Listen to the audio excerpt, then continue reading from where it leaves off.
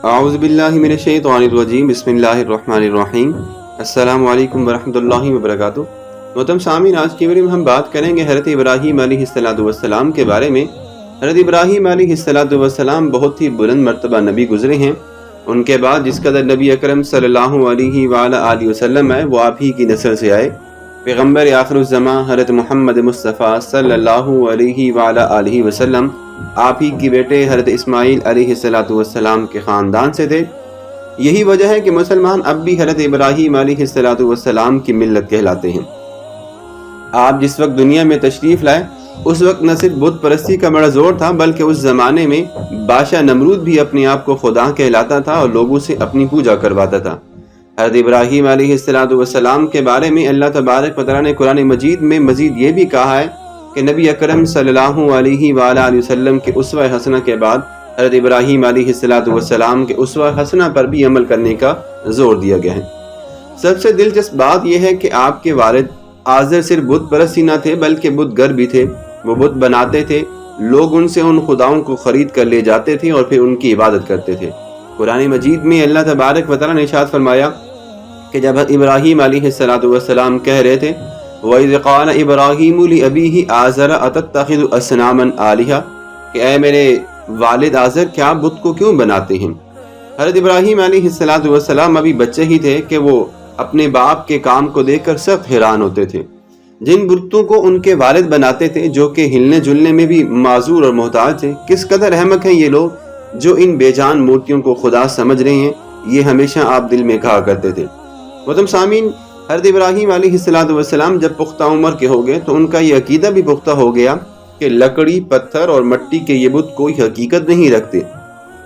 لیکن جب وہ لوگوں سے کہتے کہ تم ان کی پوجا کیوں کرتے ہو، ان میں اگر کوئی خوبی ہے تو مجھے بھی بتلاؤ، تو آپ کے سوال کا کوئی بھی جواب نہ دے سکتا، صرف یہ کہہ کر آپ کو ٹال دیا جاتا کہ ہم تو وہی کرتے ہیں جو ہمارے باپ دادا شروع سے کرتے چلے آ رہے ہیں۔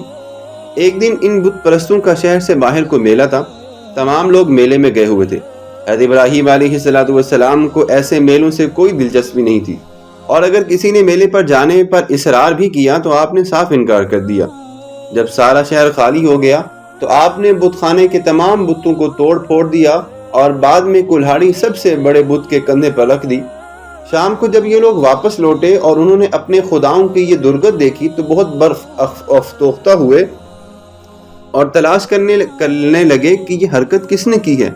آخر سب نے حضرت ابراہیم علیہ السلام پر شیبہ کیا۔ آخرکار حضرت ابراہیم علیہ السلام کو بلا کر پوچھا گیا کہ یہ بت کس نے توڑے ہیں۔ آپ نے جواب دیا، مجھ سے پوچھنے کی بجائے اپنے خداؤں سے کیوں نہیں پوچھتے جن کی تم عبادت کرتے ہو اور مرادیں مانگتے ہو۔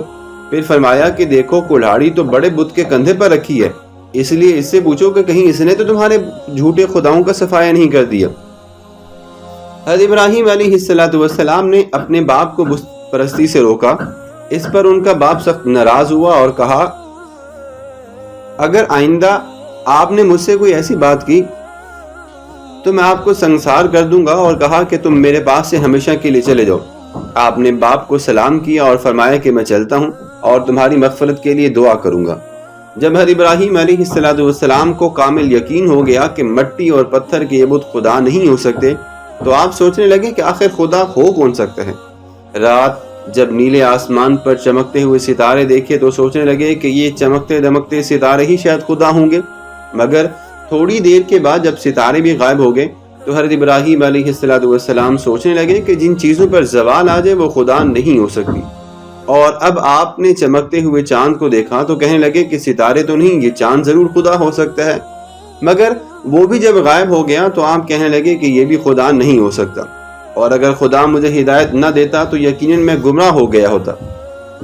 اب آپ نے جگمگاتے ہوئے روشن سورج کو دیکھا کہ یہ سب سے بڑا ہے، یہی میرا رب ہوگا۔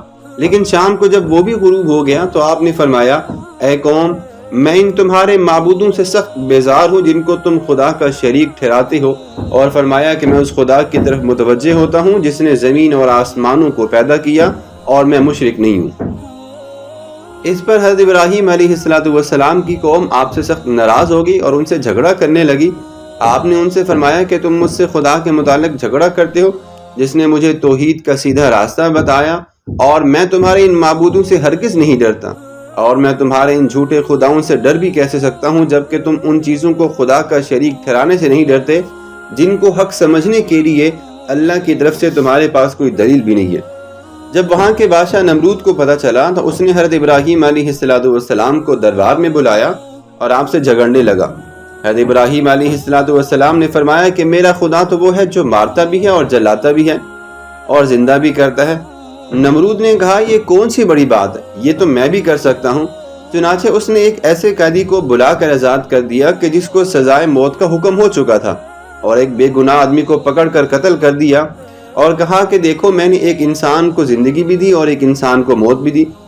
حضرت ابراہیم علیہ السلام نے کہا کہ میرا رب تو وہ ہے جو سورج کو مشرق سے نکالتا ہے اور مغرب میں غروب کرتا ہے۔ اگر تم اپنے آپ کو رب کہتے ہو تو ایک کام کرو کہ سورج کو مغرب سے نکال کر مشرق سے طلوع کر کے دیکھو۔ اس پر نمرود لاجواب ہو گیا اور حکم دیا کہ ابراہیم علیہ السلام کو زندہ جلا دیا جائے۔ قرآن مجید میں پارہ نمبر 7 میں بھی اس واقعے کو بیان کیا گیا ہے۔ چنانچہ ہوا یہ کہ ایک آگ تیار کی گئی۔ نمرود نے حضرت ابراہیم علیہ السلام کو اس جلتی ہوئی آگ میں پھینکوا دیا، مگر وہ آگ خدا کے حکم سے ٹھنڈی ہوگی اور آپ کو کوئی تکلیف نہ پہنچا سکی۔ قرآن مجید میں پارہ نمبر 17 میں سورۃ الانبیاء میں اللہ تبارک و تعالیٰ نے حضرت ابراہیم علیہ السلام کے اس واقعے کو مکمل تفصیل کے ساتھ بھی بیان کیا ہے، اور اللہ تبارک و تعالیٰ نے آگ سے کہا کہ قلنا یا نار کونی بردا وسلاما علی ابراہیم، خبردار اے آگ آج ہمارے بندے پر ٹھنڈی اور سلامتی والی ہو جا۔ محترم سامعین، جب حضرت اسماعیل علیہ السلام حضرت ابراہیم علیہ السلام کے پاس پیدا ہوئے اور وہ جوان ہوئے تو دونوں نے اللہ تبارک و تعالیٰ کے حکم سے باپ بیٹوں نے خانہ کعبہ کو دوبارہ تعمیر کیا اور دعا کی کہ اے اللہ اس شہر مکہ کو امن والا بنا دے، مجھ کو اور میری اولاد کو بتوں کا پجاری نہ بنانا۔ اور حضرت ابراہیم علیہ السلام دعا فرما رہے تھے کہ اللہ میری نسل سے ایک ایسا نبی بھی پیدا کر دے جو گمراہ لوگوں کو تیری آیات پڑھ کر سنایا کرے اور انہیں دانائی اور حکمت کی باتیں سکھایا کرے۔ اسی خانہ کعبہ کی زیارت اور حج کے لیے ہر سال لاکھوں مسلمان مکہ معظمہ جاتے ہیں اور وہاں پر مقام ابراہیم پر 2 نوافل بھی ادا کرتے ہیں۔ یہ وہ مقام ہے کہ جہاں پر نبی اکرم صلی اللہ علیہ وآلہ وسلم نے بھی 2 رکعت نماز نوافل ادا کی تھی، اور یہ وہ امن اور برکت والا گھر ہے کہ جس کو اللہ تبارک و تعالیٰ نے اس روئے زمین پر سب سے بڑا بابرکت اور مقدس قرار دی ہے۔ محترم سامعین، یہ تھے حضرت ابراہیم علیہ السلام۔